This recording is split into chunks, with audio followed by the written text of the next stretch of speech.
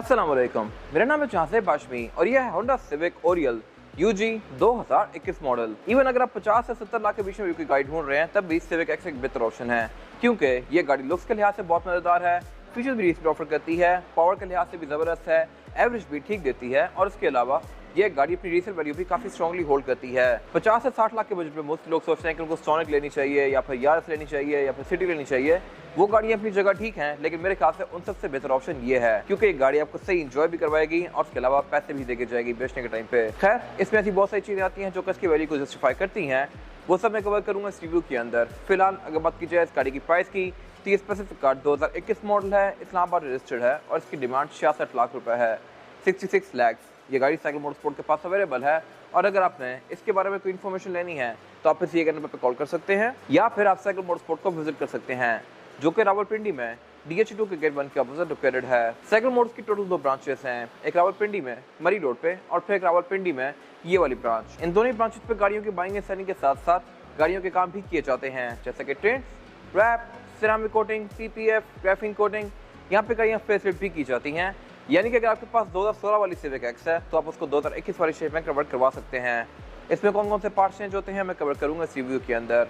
और इसके अलावा यहाँ पे फिर एक पेंट बूथ भी अवेलेबल है। तो गाड़ियों की बाइंग एंड सेलिंग, मॉडिफिकेशन या कार केयर वगैरह के किसी भी तरह के काम के लिए Cycle Motors and Cycle Motorsports is the place. Overall it's a great car and today I am going to review it. That's up with the exterior of this car. Looks के लिहाज से मेरे ख्याल से ये गाड़ी अब तक की सबसे ज़्यादा एग्रेसिव सिविक है। इवन इससे अगली जनरेशन भी इतनी ज़्यादा मज़ेदार नहीं लगती। वो साइज़ के लिहाज से ज़्यादा बड़ी है, फीचर्स बेहतर ऑफर करती है, लेकिन लुक्स मेरे ख्याल से इस गाड़ी की एवरग्रीन है और ये इस गाड़ी का फेसलिफ्ट वाला वर्जन है। पाकिस्तान में शेप इसकी 2016 में लॉन्च की गई थी और फिर 2019 में इसको फेसलिफ्ट कर दिया गया था। 19 में पुरानी लाइट्स भी आई हैं, नई लाइट्स भी आई हैं और इसके अलावा 17 में इसके मीटर को रेड कर दिया गया था। क्या चेंजेस हैं मैं कवर करूंगा अभी इंटीरियर में जाके। फिलहाल अगर बात कीजिए इसके फ्रंट की, तो इसकी हेडलाइट चेंज कर दी गई थी और ये LED में दे दी गई थी, जैसा कि इंटरनेशनली बाहर की हर सिविक में आ रही थी। इसके अलावा फ्रंट पे कोई खास चेंज नहीं किया गया। ये गाड़ी क्योंकि ओरियल है तो इसमें ग्रिल क्रोम में आती है। इसका एक और वर्जन आता था सिविक RS टर्बो, उसमें ग्रिल ग्लॉस ब्लैक में आ रही थी। आप फ्रंट से ग्रिल को देख के नोटिस कर सकते थे कि ये गाड़ी सिविक RS है या ओरियल है। इसके अलावा फिर ये गाड़ी फ्रंट पे फ्रंट कैमरा भी ऑफर करती है, जो कि अपने टाइम पे सिर्फ ये गाड़ी ऑफर कर रही थी, ग्रैंडे में भी नहीं आता था और इलेक्ट्रा थी ही नहीं तब। और इसके अलावा फिर इसमें इलेक्ट्रॉनिक पार्किंग ब्रेक आती है, कुछ और चीजें एक्स्ट्रा आती हैं जो कि आपको इस कैटेगरी की और किसी कार में देखने को नहीं मिलेंगी। बाकी इसमें फॉग लैंप भी अब LED में कर दिए गए हैं, पहले ये हेलोजन में थे, पहले इसकी हेडलाइट भी हेलोजन में थी, जो कि बाद में फेसलिफ्ट के बाद LED में कर दी गई थी। इसके अलावा इसके बम्पर में क्रोम दे दिया गया था थोड़ा बहुत फेसलिफ्ट के बाद। वाइपर्स में थोड़े से हिडन आते हैं, यानी कि पॉइंट के नीचे दिए गए हैं। बाकी इसकी हेडलाइट्स में एक ऑटोमेटिक फीचर आता है, अगर मैं इस गाड़ी को लॉक करके अनलॉक करूंगा तो इसकी हेडलाइट्स ऑन हो जाएंगी लाइक दिस, लेकिन ये ऑन रहेंगी नहीं, ये एक दफ़ा ऑन होती है। अब बेशक इसकी हेडलाइट्स को ऑन छोड़ के भूल भी जाएं तब भी ये खुद ही ऑफ हो जाएंगी इस तरह से। अभी आप देखिएगा खुद ही ऑफ होंगी लाइक दिस। तो ये मेरे ख्याल से एक अच्छी चीज़ है। अगर आप कोई भूल के भी चले जाते हैं तो वापस आने पे आपकी बैटरी डेड नहीं होगी, गाड़ी खुद ही हेडलाइट्स को ऑफ कर देती है कुछ टाइम बाद, अगर स्विच ऑन ना हो तो। अगर आपने गाड़ी इग्निशन में डाली हुई है तो फिर ये हेडलाइट्स ऑन ही रहेंगी, लेकिन अगर इग्निशन ऑफ है तो फिर ये खुद ही कुछ टाइम बाद लाइट्स बंद भी कर देगी और गाड़ी को लॉक भी कर देगी। और अगर बात की जाए इस गाड़ी की साइड प्रोफाइल की, तो ये भी लुक्स के लिहाज से डिसेंट है। कट लाइन्स यहाँ पे काफ़ी स्ट्रॉन्ग दी गई हैं और इसके अलावा इसके साइड मिरर फेसलिफ्ट के बाद काफ़ी ज़्यादा बेहतर कर दिए गए थे। इस तरह से कैमरे में ऑटो वाला फीचर आता है। प्री फेसलिफ्ट कार में ये ऑटो फोल्ड एंड फोल्ड नहीं होते थे, फेसलिफ्ट के बाद लॉक अनलॉक होने के साथ साथ ये फोल्ड अनफोल्ड होते हैं। इसके अलावा ये गाड़ी साइड पर मार्कर लाइट्स भी ऑफर करती है, जो कि इसी जनरेशन में आई थी। ये मेरे ख्याल से काफ़ी इंटरेस्टिंग चीज़ है। आपकी अमेरिकन कार्स देखें या कोई और इंपोर्टेड गाड़ियाँ देखें तो उनमें आपको इस तरह की मार्कर लाइट्स नज़र आएंगी, जो कि इसमें दी गई हैं और इसकी लुक को बेहतर बना रही हैं। फिर इसके अलावा फेसलिफ्ट में इसका रेम भी चेंज कर दिया गया था डिज़ाइन वाइज, ये मैं कवर करूँगा अभी साइड पर जाके। और इसके अलावा साइड पर भी गाड़ी थोड़ा बहुत क्रोम ऑफर करती है, लेकिन इसके डोर हैंडल्स जो हैं ये बॉडी कलर में आते हैं, वाइट होगी तो वाइट, ब्लैक होंगे तो ब्लैक। RS में ये क्रोम में आ रहे थे। इसके अलावा इनमें सॉफ्ट अनलॉक दोनों ही तरफ दिया गया है, यानी कि मैं चाबी को यूज़ किए बगैर इस गाड़ी को लॉक अनलॉक कर सकता हूँ लाइक दिस। तो ये मेरे ख्याल से मजे की चीज़ है। और अगर बात की जाए इसकी एब्सोल्यूट साइड प्रोफाइल की, तो साइज़ के लिहाज से ये गाड़ी एक C सेगमेंट के सेडान है, यानी कि इसके डायरेक्ट कॉम्पिटिशन ग्रैंडे और एलेंट्रा बनती है। इसके अलावा इसमें कुछ हिडन फीचर्स भी आते हैं। इस तरह से कि अगर मैं इस गाड़ी को अनलॉक करके अनलॉक दबा के रखूँगा तो इस गाड़ी की सारी विंडोज़ और सनरूफ ऑटोमेटिकली ओपन हो जाएगी लाइक दिस। ये चीज़ ना ग्रैंडे ऑफर करती है ना एलेंट्रा ऑफर करती है। इस गाड़ी में आप इनको बंद इसकी फिजिकल की से करेंगे। ओरियल में RS में ये लॉक दबा के रखने पर बंद भी हो जाती हैं, बट इस गाड़ी में ऐसा नहीं है। लॉक करके अगर इस गाड़ी की ये लॉक दबा कर रखूँगा तो कुछ नहीं होगा। RS वर्जन में ये रोल अब भी होती हैं। इसके अलावा ग्राउंड क्लियरेंस के लिहाज से भी ये गाड़ी अच्छी है, लेकिन कंपैरेटिवली ग्रैंडे से थोड़ी सी नीचे है। ये गाड़ी नीचे भी ज़्यादा लगती है। सिविक के बारे में सबसे बड़ा फ्लॉ जो है वो ये है कि इसमें अगर बैक पे 2 लोग भी बैठ जाएं तो ये गाड़ी काफ़ी हद तक ज़मीन को लग जाती है जाके, और अगर 3 लोग बैठ जाएं तो फिर आपको हाई ब्रेकर देखना पड़ता है, वरना ये गाड़ी बहुत ज़्यादा नीचे लगती है। ग्रैंडे में ये चीज़ नहीं है। तो अगर आप अपनी गाड़ी को थोड़ा कच्चे इलाकों में, गाँव वगैरह में लेके जाना है तो ग्रैंडे एक बेहतर ऑप्शन है, लेकिन शहर के यूज़ के लिहाज से सिविक बेस्ट रहेगी। और इसके अलावा कैबिन इंस्टॉलेशन के लिहाज से भी सिविक कंपैरेटिवली ग्रैंडे से बेहतर है। इसमें बाहर का शोर बहुत कम आता है, और इसके अलावा इसमें बाहर की पोल्यूशन भी ना होने के बराबर आती है। अगर लेट्स सपोज आपके साथ एक डीजल ट्रक पे जा रहा है और आपने केबिन की हवा अंदर की ही की हुई है, तो आपको बाहर से कोई पोल्यूशन या धुआं वगैरह अंदर नहीं आएगा, जबकि ग्रैंडे या एलेंट्रा वगैरह में कुछ ना कुछ स्मेल आई जाती है। तो ये मेरे ख्याल से एक बेहतर चीज़ है। नॉइस भी काफ़ी हद तक रिड्यूस कर देती है बाहर की, ग्रैंडे में शोर अंदर ज़्यादा आता है। और इसके अलावा इसमें जगह जगह क्वालिटी बहुत सारा वर्क किया गया है। जैसा कि अगर आप इसका फ्यूल डोरी देख लें तो आप इसको यहीं से ही प्रेस करके खोल सकते हैं इस तरह से, जबकि ग्रैंडे में इसका प्रॉपर एक लेवर आता है जो कि आप खींच के पुराने तरीके से उसको ओपन करते हैं।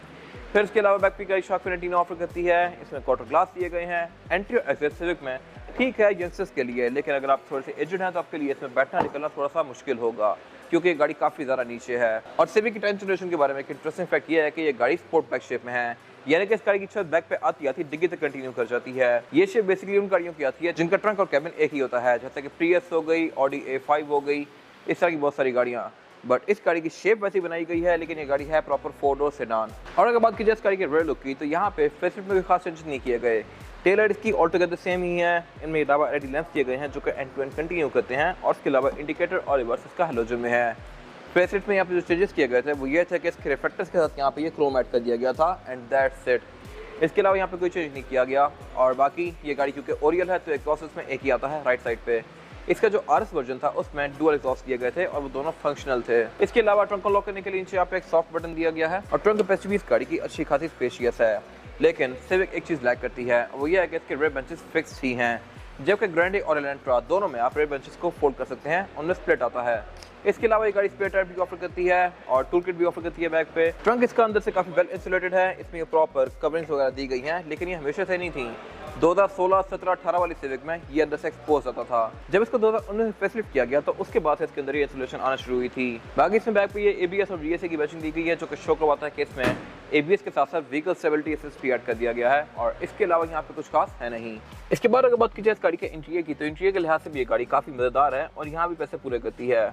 इस तरह से कि इसकी सीट लेदर की फिनिश में आती हैं, डैशबोर्ड की लुक्स अच्छी हैं, यहाँ फीचर्स अच्छे दिए गए हैं, पार्किंग ब्रेक इलेक्ट्रॉनिक आती है। लेकिन इनसाइड चीज़ों पर डिस्कशन करूंगा अभी। फिलहाल अगर बात की जाए इस गाड़ी के स्टीयरिंग व्हील की, तो स्टीयरिंग व्हील इस गाड़ी का लुक्स के लिहाज से तो काफ़ी डिसेंट है, लेकिन इसके आसपास लेदर जैसी फिनिश दी गई है, बट ये लेदर है नहीं, ये प्लास्टिक ही है। इसके अलावा left right spoke different controls दिए गए हैं। लेफ्ट पे जो कंट्रोल्स हैं ये मल्टीमीडिया के हैं, राइट पे जो कंट्रोल्स हैं ये क्रूज के हैं, लेकिन इनके नीचे बहुत सारा एरिया खाली छोड़ा हुआ है और ये थोड़े से ऑफसेट लगते हैं। लाइक इतनी बड़ी जगह है लेकिन कंट्रोल छोटा सा ऊपर दिया हुआ है, और इसकी वजह यह है कि इसके इंटरनेशनल वर्जन्स के अंदर यहाँ पे नीचे बटन्स आते हैं और साइड पे भी बटन्स आते हैं, लेकिन क्योंकि पाकिस्तान में वो फीचर ही नहीं दिए गए तो उनकी जगह खाली छोड़ी हुई है फिर।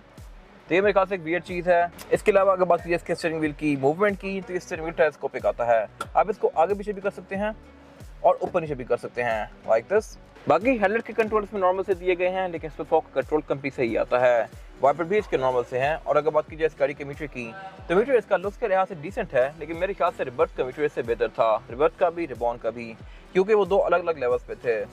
ये मीटर फीचर्स अच्छे ऑफर करता है, इस तरह से कि ये डिजिटल है, इसमें RPM ऊपर अलग से दिया गया है, लेकिन इसका डिज़ाइन काफ़ी हद तक मर्सिडीज C क्लास से मिलता जुलता है। 2007, 8 या 9, 10 की C क्लास देखें तो उसका मीटर भी इसी तरह का था।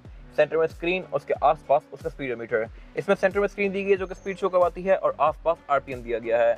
डिज़ाइन लैंग्वेज बेसिकली उसी की फॉलो की गई है। बाकी लेफ्ट पे इसका हीट गेज दिया गया है, राइट पे इसका फ्यूल गेज दिया गया है, और इन दोनों की लाइट्स रेड हैं। ये शुरू से रेड नहीं थी, ये पहले ग्रे आती थी, फिर इनको रेड कर दिया गया। ग्रे की बेसिकली विजिबिलिटी काफ़ी कम थी। इसके अलावा ये गाड़ी ऑयल लाइफ नहीं शो करवाती, जो सिविक RS टर्बो है वो ऑयल लाइफ भी शो करवाती है। और अगर बात की जाए इसके मीटर की हाउसिंग की, सारी ही प्लास्टिक की फिनिश में है, जो कि मेरे ख्याल से इससे बेहतर हो सकती थी, बट ये ऐसे ही है।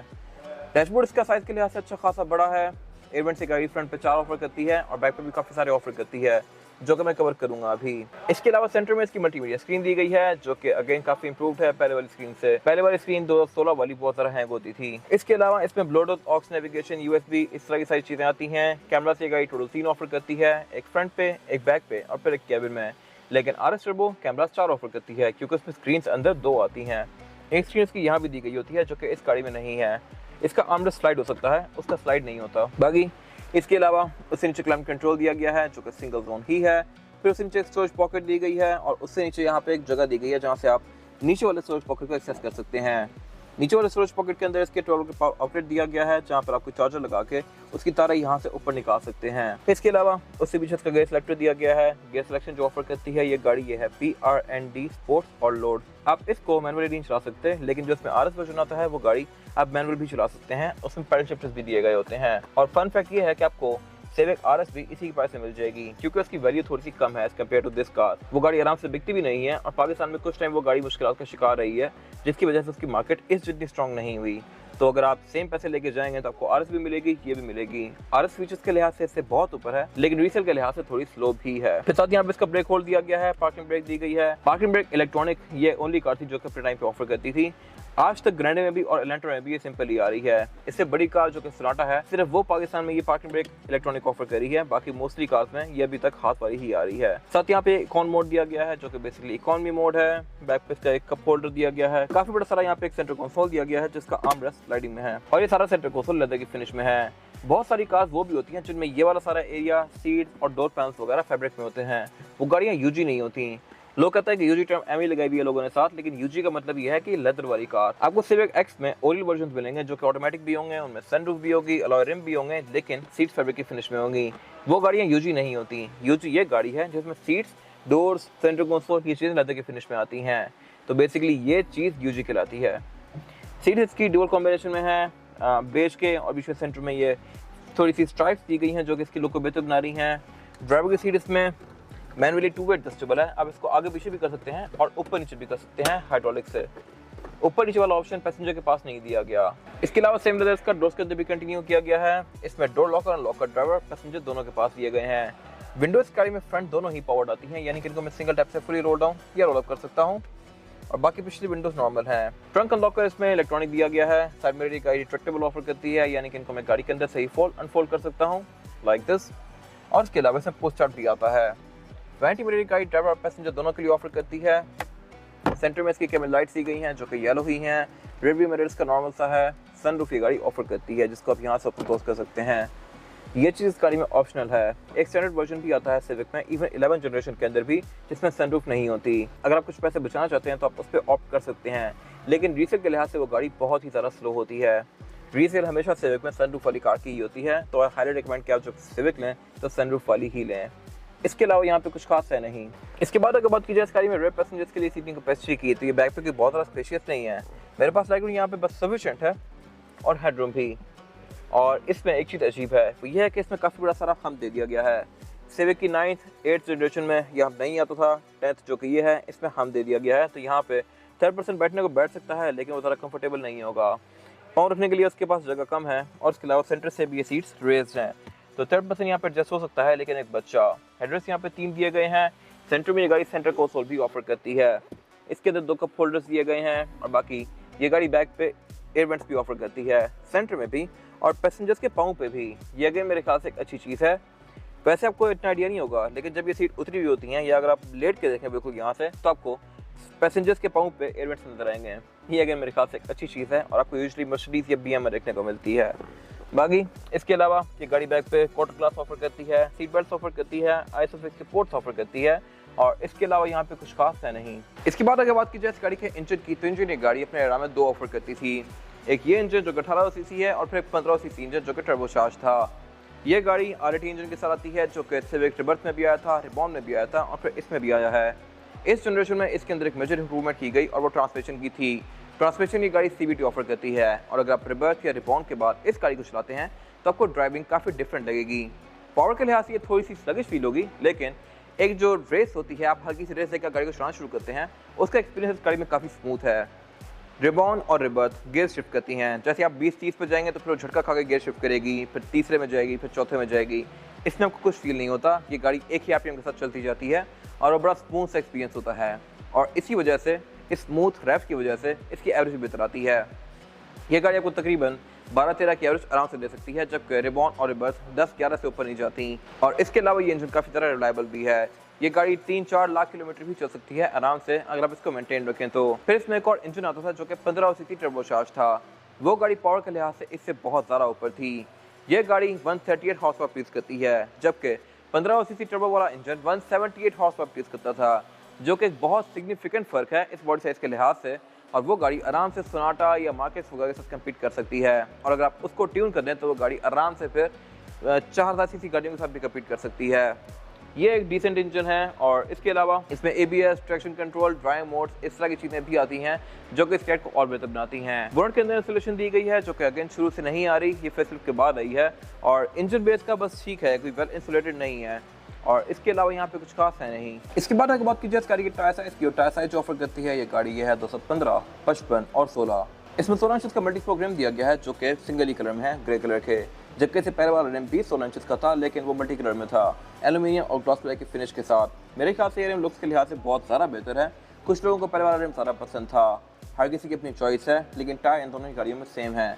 BG Rexo Plus जो कि जनरल की सब्सिडरी है, और ये जनरल का टायर है, तो आई हाईली रिकमेंड कि आप ये टायर लेके चेंज करवा लें, आपकी गाड़ी की राइड बहुत ज़्यादा स्मूथ हो जाएगी। ये टायर काफ़ी हार्ड है और इसकी ग्रिप भी कोई बहुत ज़्यादा अच्छी नहीं है। फिर इसके अलावा सिविक के बारे में एक और अच्छी चीज़ ये है कि ये गाड़ी all wheel disc brake offer करती है, और फिर इसमें ABS भी आता है और ट्रैक्शन कंट्रोल भी आता है, जो कि इस टाइम पे इस एरा की और कार्स ऑफर नहीं करी थी। ब्रांड में ट्रैक्शन कंट्रोल नहीं आ रहा था, जो कि काफ़ी बाद में जाकर दिया गया, इसमें शुरू से ही आ रहा है, और इसके अलावा यहाँ पे कुछ खास है नहीं। ये था आज का रिव्यू। अगर आपको रिव्यू पसंद आया है तो इस वीडियो को लाइक कीजिए, मेरे चैनल को सब्सक्राइब कीजिए, और अगर आपके पास गाड़ी से रिलेटेड कोई भी राय है तो उसको कमेंट सेक्शन में शेयर जरूर कीजिएगा, ताकि वो लोग जो गाड़ी लेने वाले हैं वो आपकी राय से फ़ायदा उठा सकें। अपना ख्याल रखिएगा। Thank you.